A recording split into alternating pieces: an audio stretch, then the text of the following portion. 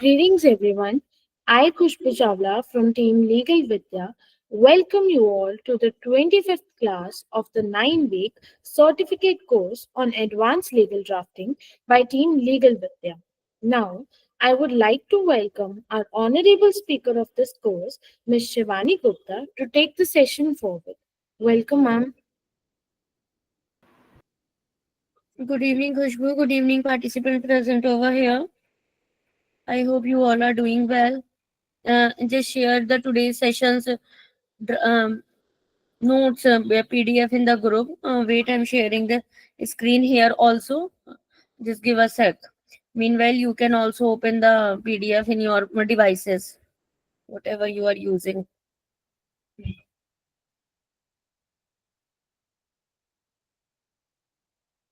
In the yesterday, we have discussed about some of the proceedings regarding the arbitration, and today's topic is also somehow more or less about the same. We're just sharing the screen.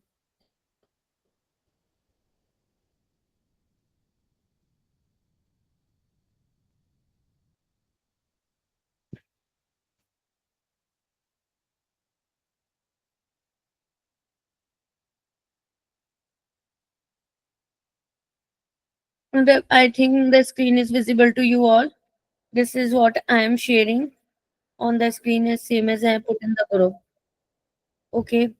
Yes. So today's topic, as per the schedule, is about arbitration procedure, and whole of the arbitration procedures we discussed in the yesterday's class.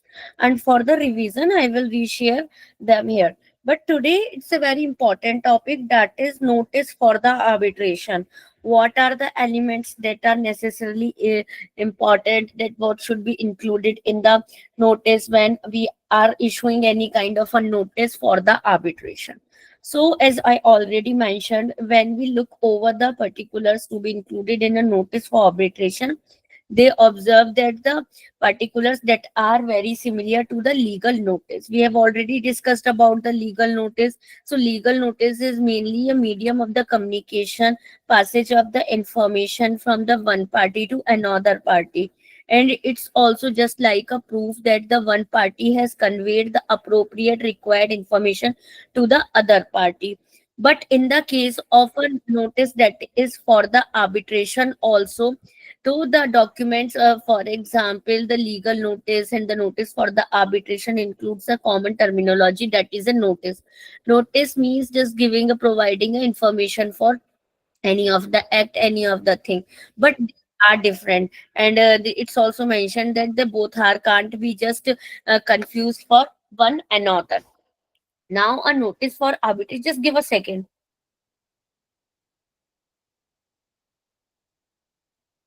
Now it's when the arbitration, when we discuss that we are just sending the legal notice, then we said about one thing, that okay, the information is being communicated to the another party, or the information is just like being passed on.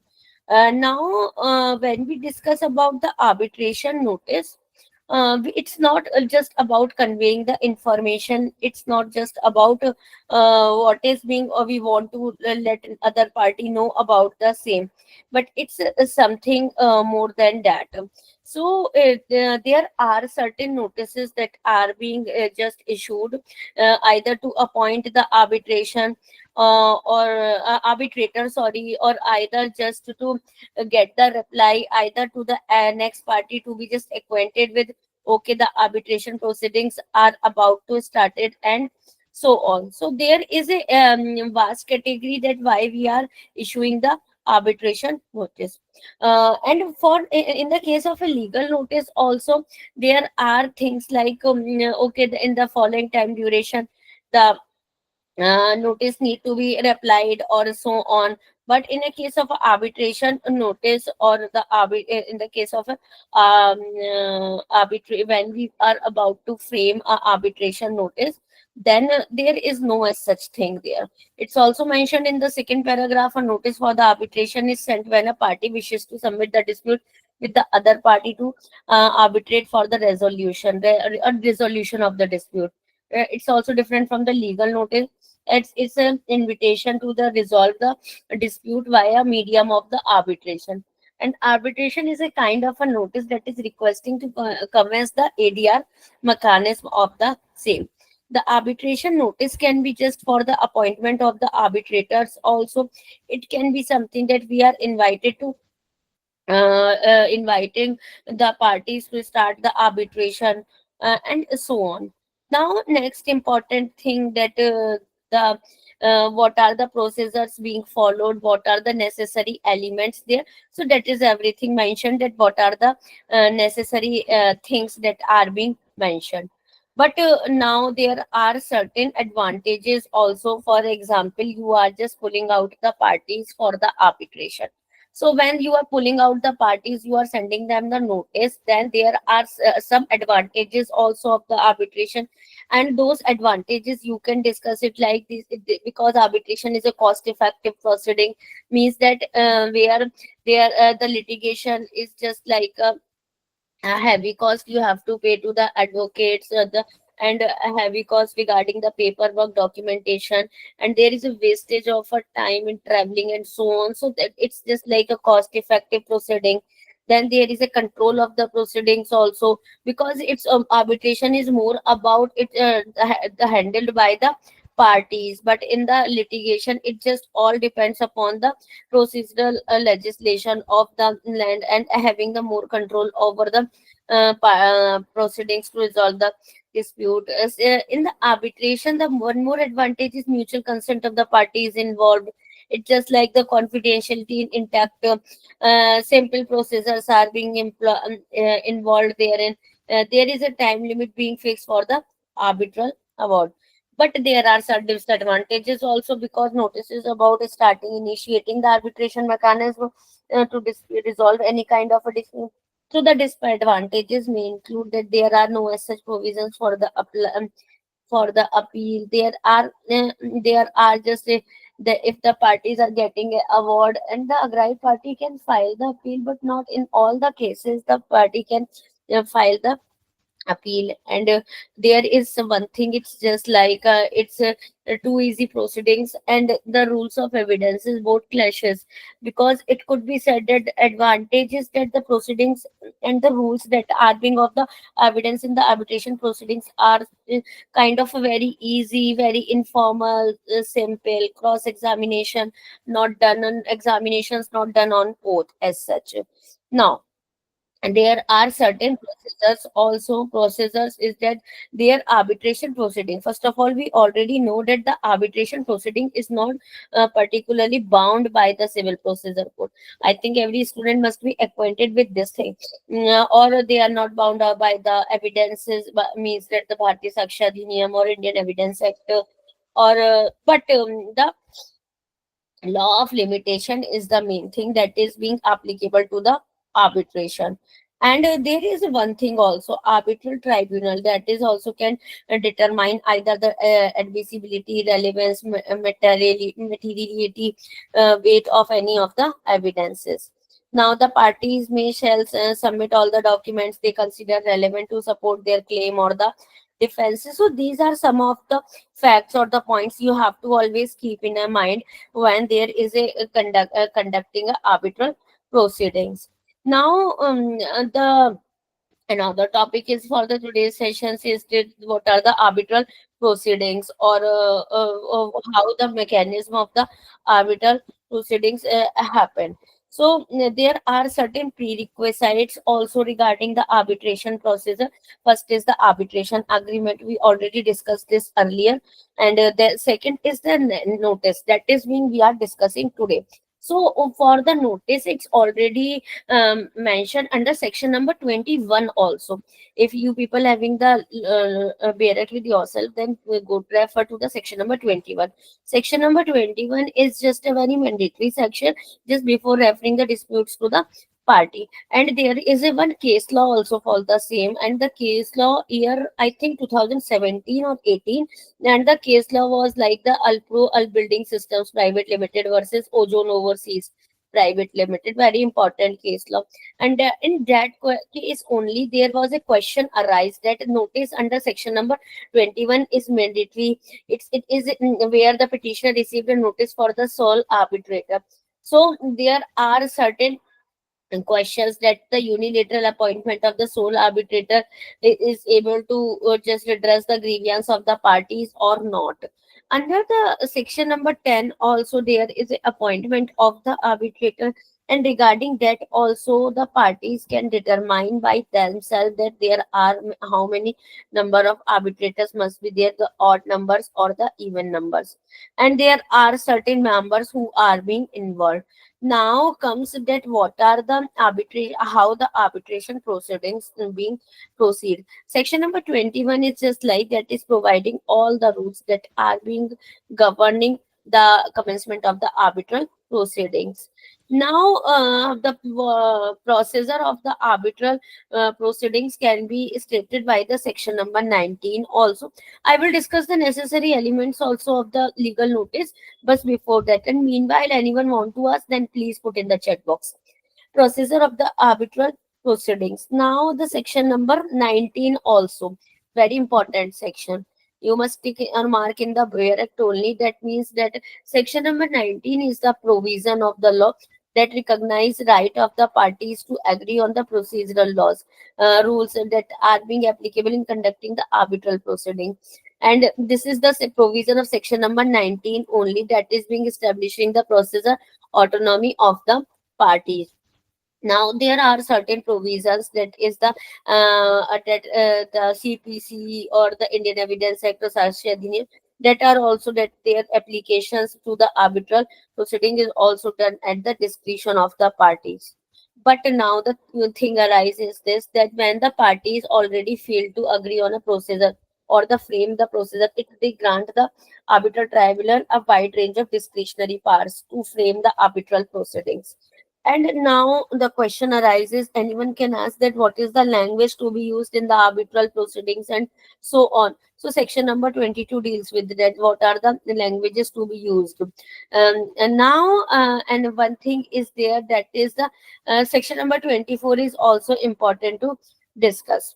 Now, when we say that the arbitral proceedings, so arbitral proceedings are completely based upon the concept of party on autonomy. Why I am saying that the arbitration procedure is based on the concept of parties autonomy? Anyone please would like to answer this? And how many of you are agreeing that the arbitration procedure is a concept of party autonomy?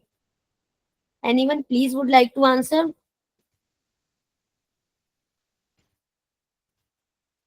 How many of you are agreeing that the arbitration procedure is completely the concept of party autonomy? I asked Sayed, you agreed that it's completely the concept of party autonomy. Okay. Anyone would like to explain that why? I think we are discussing the arbitration since 1 to 2 days, so you might have the idea about why I am trying to say this thing. Because it is outside of the court proceedings. Because it is outside of the court proceedings. Okay. Can you make the language more comprehensive or as per the law? Anyone else? 21 participants are there in the class, including me. Just give a attempt. I'm not taking your test. It's a general understanding question what I am asking, so that the session won't be monologue as such. I think no one is there just to want to reply. No worries. Arbitration proceedings is, we can say, is completely based upon the concept of party autonomy. Yes, yes, you were right. But why? Because you said it's outside the court proceedings, but you can also said it na, that the parties that are being involved in the process of arbitration decide that the what is the procedure for the mechanism to run, what are the circumstances under which the arbitration is sought. So we can also say that it's a rule of the game. For example, as the applicable law, seat of arbitration, language of the proceedings, that particularly the arbitration are conducted on those such rules. So there is no as such particular rules, there are no as such particular applicable laws that are governing the arbitral proceedings. But the Arbitration and the Conciliation Act, now the question comes in your mind that what's the Arbitration and the Conciliation Act 1996 doing? So, the purpose of the Arbitration and the Conciliation Act is about limiting the judicial intervention and also reinforcing the importance of the party autonomy, parties' confidentiality, and expeditious completion of the arbitral proceeding. So, this is also the basic aspect that you can mention in your answer or someone is asking about. Now we are directly, I hope the concept is clear to you all. If the concept is clear to you all, then please give us a thumbs up, else we will jump into the today's part, that is the notice for the arbitration, what I have shared on the screen. Okay, Ayaz. Okay, Anamika. Okay, Chelsea. Okay, Sony. Okay, Rahul. Now it's a necessary elements that for the that need to be included for in the notice for the arbitration, and those necessary elements are particularly, first of all, details of the party. Very important part, that what are the parties being in the dispute must be identified, and the parties must be duly made with the parts of the proceedings, and there must be contacted on the regular time basis. Details of the relationship between the parties, so the how the parties are associated with each other. What is the demand for the arbitration? Means that the arbitration clause must contain all the things that the parties want to agree about, or the parties on which the issues the parties want to resolve their issues, and so on. Next is the mentioning of the agreement contract. Observe that the parties, including the include arbitration clause in their contract, laying down the processes of the dispute redressal that may arise. And the notice for the arbitration would also include all the mentionings, all the necessary details required that for in case of a contract agreement, so that there can't be no ambiguity at all. Now the another thing is that is mentioned, that is the mentioning of already existing arbitration agreements between the parties, pursuant to which the concerned notice of the arbitration has been sent, if there is any. Then that is the specifying any amount involved. And next is the remedies are that are need to be sorted. Now the language is also the aspect we have already discussed, that the language is that what the language they want to get. Next is what are the mutually decided processors, and so on. So these are something that these are the some of the constraints, or these are the some of the requirements that are being just like considered when the arbitration procedure are being they are in force. Now it's all about the notices. We have discussed about one thing also, that is the advantages of the arbitration. Advantages are already given, that arbitral award is there, time is there, party autonomy is there, control is there, privacy is there. But do you know that there are certain typical, we can say, steps in the arbitration? For example, if the parties are there, listen carefully, if the parties are there, they are in a dispute, then they want to dissolve their dispute by the arbitration. Okay, this is till now we have done. Now what happened, the parties, now parties need to send a notice to the defaulting parties to initiate the process of arbitration. Then if they are sending any of the information or any of the thing notice to the defaulting parties to initiate the process, then that could also be known as the arbitration notice. So you must keep in mind always, then what would happen, all the parties that are being in the dispute would appoint the arbitrator of their choice, and then only the arbitration procedure take a step further, and the dispute can be resolved. So when we discuss about the notice for the arbitration, there is no such particular aspect, there is no such particular provision, but it's about how the arbitration being initiated, how the part, if the parties want to resolve, and how the one of the parties should send the information containing the aspects just to initiate the process of arbitration. So in the case of that, when we discuss about the notice for the arbitration, there are certain things, there are certain stages that need to be discussed primarily. That is, first of all, we can discuss it initial pleadings. I didn't share the note of the same because there is no need to share the note. These are the general understanding thing. That the important part that is required for your academics also, that I have shared in the PDF. So please don't worry that from where I am discussing all these things, these all things are being mentioned in the Bear Act only, and these all things are for the general understanding so that you might be acquainted with the concept. I hope you got the what I'm trying to say. Next is that the initial pleading is there. There's first of all the stage, we can say it like. Uh, um, initial stage, you can also be just like the stage where the attorneys or the arbitrators that they can appointed, and they are just first time meeting with their clients and discussing the facts of the dispute and so on. So the what the here the arbitrators will do, they will be just like tracking down all the relevant documents, tracking down all the relevant informations, tracking down all the relevant witnesses and so on. This is what the arbitrator do. What do you think else the arbitrator will do? Anyone else? Here arbitrator is playing the role of whom? The advocate or the judge, or both?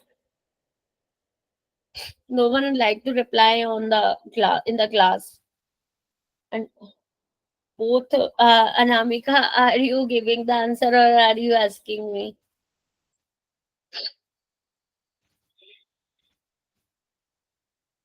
Retired judges giving the answers. Okay, Anamika, but you put the question mark, and that's why.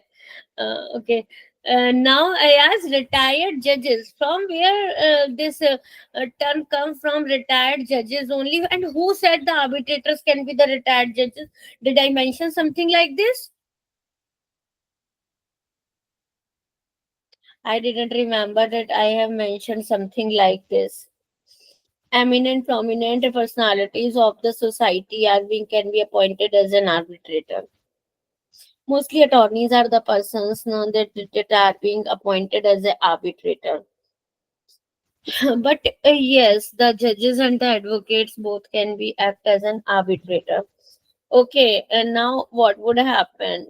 First of all, after the meeting with the client and so on, and the tracking down of the all witnesses, informations, documents, and so on. Then only once the arbitrator is acquainted with all the required aspects, then what would happen? Then they will prepare the statement of claim, the statement with of relief, and if they are just like preparing any kind of answers, and the copies of those documents will be exchanged with and every next parties in the dispute. Now what would happen if there is a kind of a panel selection is there? Then what would happen? The statement of the claim or the answers that have been filed in the arbitration tribunal, then a list of panel is provided to each arbitrator to decide that who will decide their dispute. Then the panel selection, each party can strike up to the, I think, four proposed arbitrators, and each arbitrator have to sit on the panel and to appoint the high ranked arbitrator to the arbitration to resolve the disputes. Then there is a scheduling. Then there, because the attorneys or the arbitrator have to attend the initial proceedings, and these things most probably done on the telephone only, and they would agree on a particular date for the final hearing, and the preliminary deadlines will be arises. Now there is a thing like discovery. Discovery is just a discovery under the arbitration mechanism, is just like a pre-trial phase, the phase that is being just initiated just before the hearing, and during which the parties are always are trying to identify and track down all the relevant documents that we all need. Then after the investigation, after the putting forward a presentation of the claims and so on, then the final hearing are being there. In the due course of the final hearing, the chairperson will be just like explain the procedures or will any preliminary issue that need to be resolved. And after that, the hearing will begin. Party will make the opening statement and they will prepare their case by calling witness, submitting evidence, and so on. It's just like a discussion going on. After that, the parties will mark their closing of the arguments and the panel will just like deliberate their answer. Now there is a thing that is very important: arbitral award. Arbitral award is just like a, that is the decisions that is being given by the arbitral tribunal. Now the award is just like binding upon both the parties, and more than the binding upon, it just like need to be executed by the both of the parties. So it's just like a arbitration. Now what are the steps I have mentioned here? They are the particular steps that are being followed in the international arbitration also. And in the Indian arbitration also, there is a thing like okay, you can appoint the higher rank arbitrator or so on. It just depends upon the circumstances. It just depends upon the consent of the parties. That's all about the all about the proper appropriate aspect of the arbitration procedures.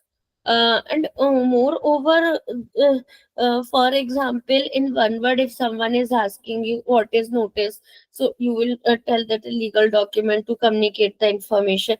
But if someone is asking arbitration notice, then you would be like that the party wish to submit the dispute with the other party for the arbitration. Okay, it just like appraise the respondent that the arbitration proceedings have been initiated, and there must be the participation of the opposite party also, and giving opportunity to participate and to defend themselves. So these are some of the aspects that we discuss about. Now arbitration, in the concluding remark, you can also state like arbitration, as we all know, ADR, that is the alternate dispute resolution. It by this process, it's just like a method where the third party or the expert is there. But now the objective, we can say that the ensuring that the tribunal doesn't exercise jurisdiction beyond the limit. It also somehow minimizing the court role, the making the procedure, ADR making the procedure fair, efficient, capable of meeting. Next is it providing the conciliation agreements also. And the arbitration mechanism is just also like ensuring that every arbitral award is enforced in the same manner. So these are the certain aspects. Now another thing is just you must be acquainted about, there are certain definitions also in the act that you must be acquainted with. When you are in academics, you have to prepare a written file for the same. So there are certain definition I'm telling you. It's you can prepare for the arbitration agreement, arbitration award, arbitration tribunal, or international commercial arbitration definition. So these are the certain definition you must be acquainted with. So that's all about the arbitration notice, and the basic aspects of the arbitration, and the process of conduction of the arbitration as mentioned in the today's schedule. Yes, please put forward your queries for all if you have any doubt regarding the same. Did you learn something from about the arbitration in the today's last 2 days, two classes? Okay, Anamika, Kisoni. Yes, these 2 to 3 students are very regular students in the class, and I think they are just learning rigorously. Yes, Kirtan, you also. One Ranvijay is there. Yes, Ayaz is there. Anamika, Akash, Prableen. Yes, you all are the regular students, and I have just learned your names also. Hani, Farhan, yes. After so many days, you are in the class. Yes, anyone want to ask, please just ask the questions. Or if anyone want to share, if you have studied the clinicals in your college, law college, I mean, then please share your experience that how's your class went in the class. in the college, and what are the doubts you are facing while preparing the file, or if you are just in the internship with any law firm or with any advocate, and if you got the opportunity just to visit the arbitrator room. No doubt regarding today's topic. Okay, Kirtan. A doubt in any other law subject, then also you can ask me.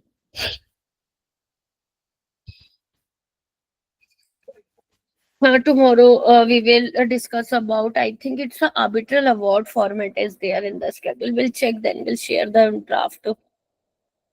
Now drafting is very much easy. The drafting remaining is for, I think, RTI is there, or something SLP, or the RET is there, or the draft remaining is of negotiable instrument act. Not arbitration, but went for the mediation yesterday. Oh, Anamika, good. So how's the experience? Mediation is more or less like the counseling.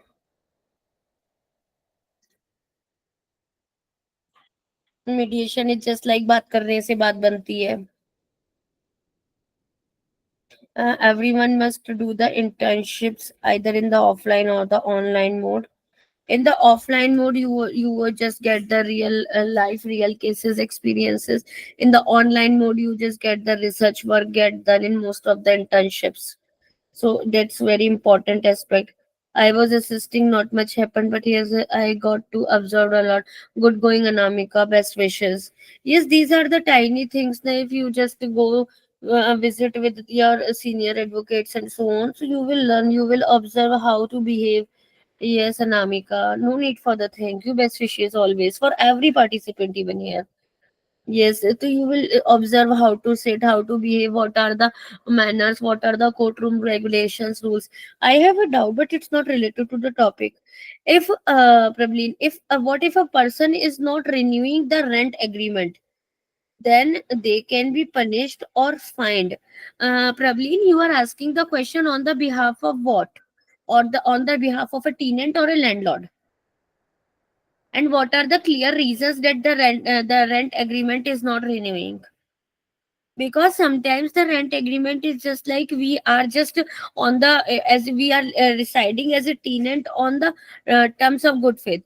Okay, on the behalf of a landlord, yes. And how is it possible? The landlord can file the suit in the court to vacant to get vacant their house, if the landlord is actually the aggrieved party. Then the landlord can send the legal notice to the tenant just to vacate the house in the given time period. Yes, and probably they can file the suit. Yes, anyone else want to ask? It's a good to see that young minds are also just tackling with these real life issues, and you just have the hope just to clear the doubts and just to acquainted with the law. If both are not doing anything, then can they be punished or fined? No, not at all. There is no as such role of the third party in the same. If the landlord is agreeing just to keep the tenant and the tenant is also just okay with the landlord, then why the third party will be like interfering there, though there is no as such provision. But if any of the parties aggrieved, means for example for the utmost reason the landlord is aggrieved, then they can file the suit to vacate the house. And if the landlord is torturing within the time limit uh, uh, of the agreement, then the tenant can also file the suit. But rather than that, if both are not doing anything, both are okay with everything, then there is no as such thing. Anytime, Pravleen. No need for the thank you. I'm just here to clear the doubts and to make you acquainted with law. Yes, anyone else?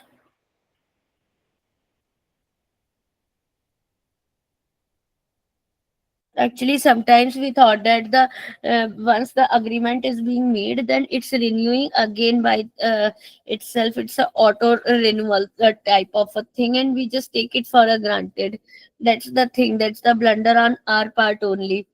and it must be fined, it must be punished. But there's, if there is no as such chaos, there is no as such dispute, then it's fine. If the dispute is there, then the party, the aggrieved party must file the suit.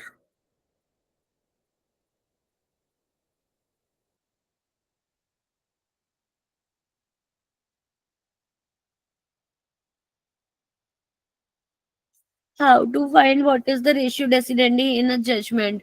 Actually, the best way is just to not to refer the original content of the judgment.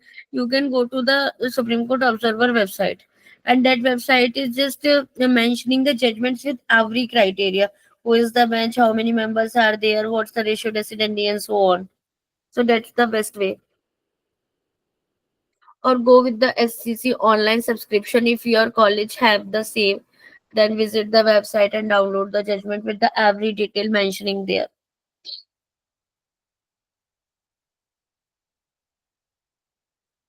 Yes, Sony. I hope I have cleared your. Ma'am, if there is any damage to the property and the landlord refuses to fix, then it's already mentioned in the agreement also, na, that if there is any damage to the property, then who will fix it? And if it's a part on the part of the tenant only, then it's the responsibility of the tenant only to fix the proper the fix the damage and every damage to the property. It's already being mentioned. Yes, rents agreement is all about this only. And when most of the cases, the penalty is being imposed upon the tenant only, because they are only the responsible persons to just to damage the property and so on, causing harm and loss.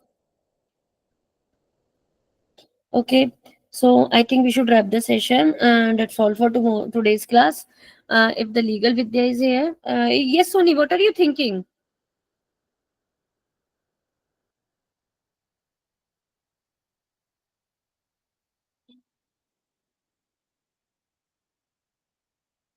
Okay, I think it's you sent it by mistake. The legal Vidya is there. An off-topic question: why are judgments too long?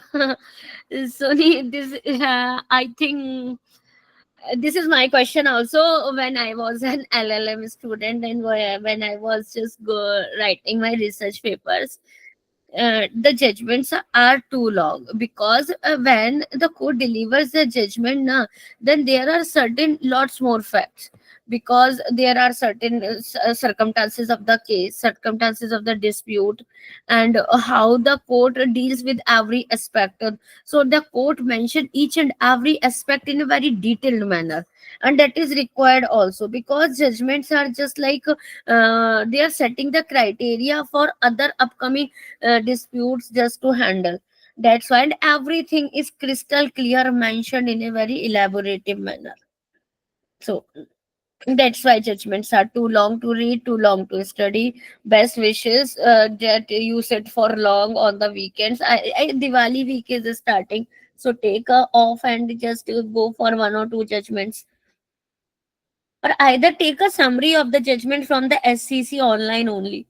If your college had the subscription of the same, download the summary of the judgments. Now, it will be convenient and easy for you only to make the crisp notes. Okay, and Live Law also publishing few of the judgment summary and on. So that's a very good thing to refer. Sonia, I can understand your pain, but we have no option. Yes. Okay, so that's all. I think we should wrap the session. And we'll meet tomorrow as per the Legal Vidya's schedule. We'll meet tomorrow with a new draft and a new class. If Legal Vidya is there, then please wrap the session. She is there. Thank you, ma'am. Thank you so much for such a knowledgeable session. Also, I would like to request everyone to be more interactive in the class. See, the more questions you ask, the more you'll able to understand the subject clearly. So, thank you everyone for joining this session. Now you may leave. Thank you, ma'am. Once again, thank you. Thank you, Khushbu. Thank you, Legal Vidya. Stay safe, stay healthy. Happy Diwali in advance. And please read the judgments as much as possible. Happy learning.